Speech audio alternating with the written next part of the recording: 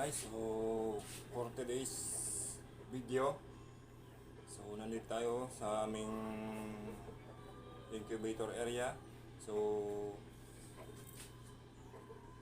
titingnan natin guys yung mga itlog na bagong salang. So pinall out ko yung iba, gawa ng hindi ko ba talaga na perfect yung pag-incubate ng itlog sa aming incubator. So tingnan natin guys yung mga bagong salang na egg.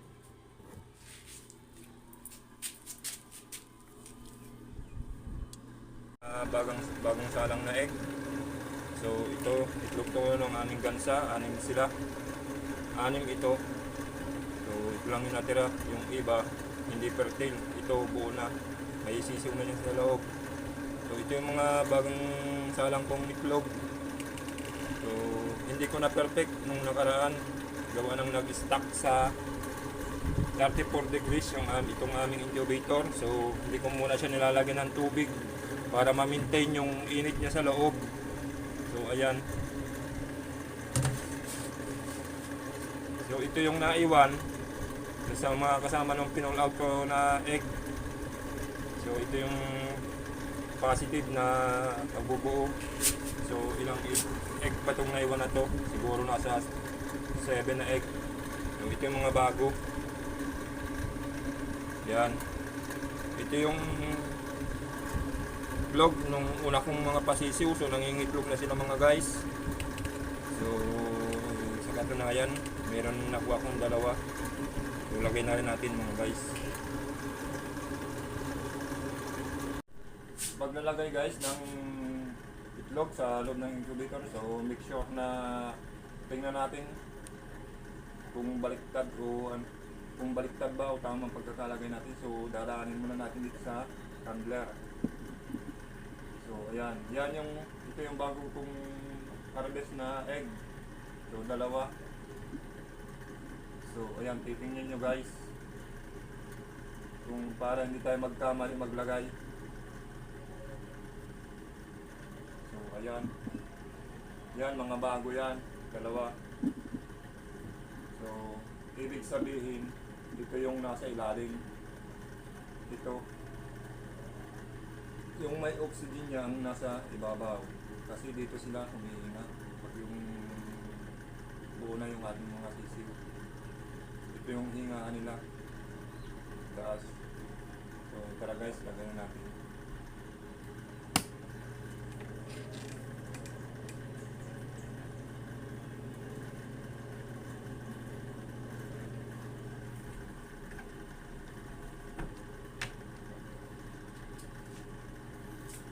So talagang hindi ko pa na-perfect yung pag-incube sa itlog. So kahit pa paano ma-perfect ko rin yan. So dabas tayo guys, andito yung aming mga layer yung nakita nyo sa aking mga video. So ito, malapit na rin silang mga itlog. So ito na lang tandang ang hinihintay kong manguyamit dito sa aming bago na to. Binili lang namin tong tandang na to.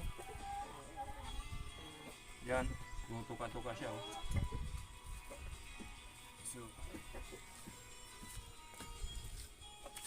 So nandun sa kabila yung mga bagong, yung mga una kong pasisiw na manok. So malalaki na sila, nangingitlog na. So karamihan ng itlog na nandun sa aming incubator galing na sa kanila. So guys, tingnan nyo guys. So nandito tayo guys sa aming pre-range area. So ito yung sample ng una kong pasisiw. So nangingitlog na. Ito, nangingitlog na sila. Pati yung mga black namin sa labas nangingitlog na. So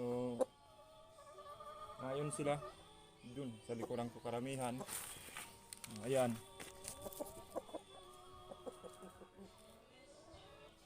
Yan, mga nangingitlog na sila lahat. Sa wakas at makakaparami na kami ulit.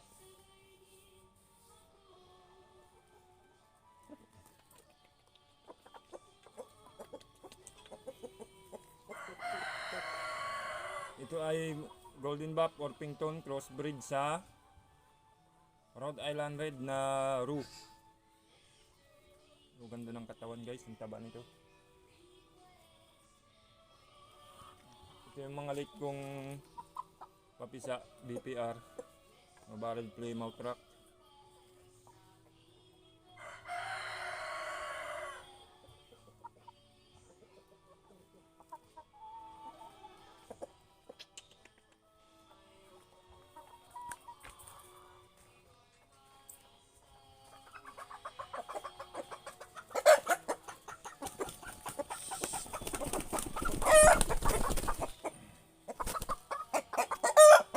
BPR namin. Ito yung aming sorry. Ito po ay aming Black Astrolorp crossbreed sa RIR. So nag-pure pa rin siya. Lumabas niya, nag-pure ng black. So ayan. Ito yung aming Black Astrolorp. So na yan sila lahat. Yan. Mga nangingitlog na sila.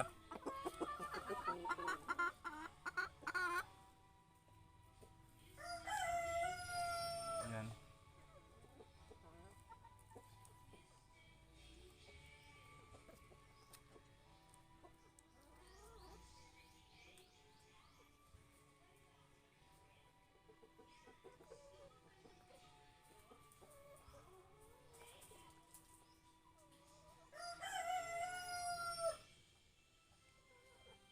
Yan yung aming Rhode Island.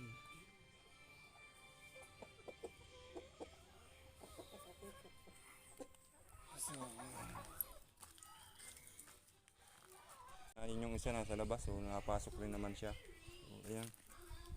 Ito yung aming loob ng pre-range area. Medyo masukal pa, di ko pa maasikaso.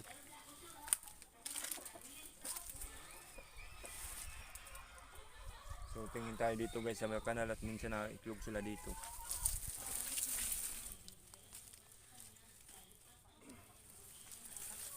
So nangitlog sila dito guys sa loob ng kanal.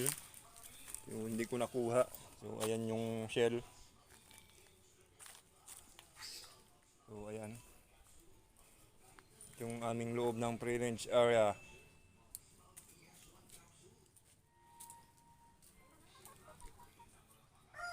So tara, punta tayo sa aming livestock para makita nyo rin yung aming alagang baboy. Yan. Nandun ang aming livestock. So tara guys, pakainin natin.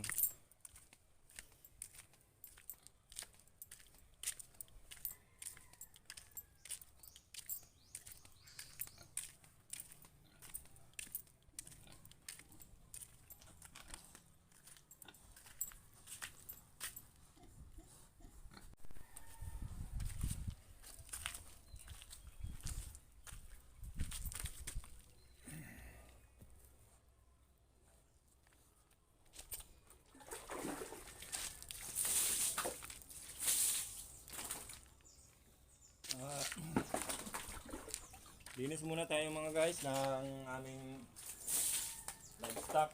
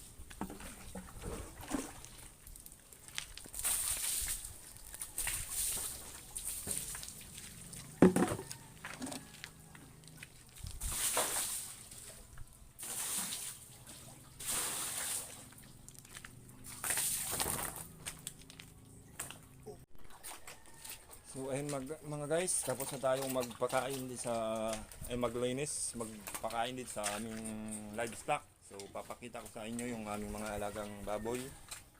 So let's go. Yan nga pala guys, yung aming alagang baboy. Isa yung aming malaki.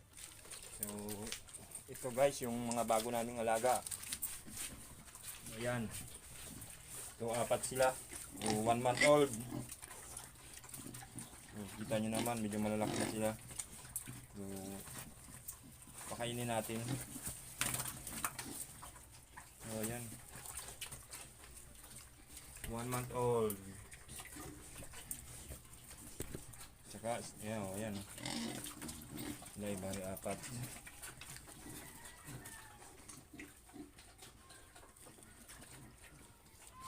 So, ito yung isa.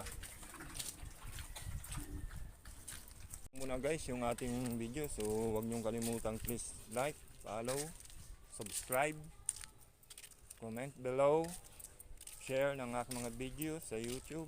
So maraming salamat po.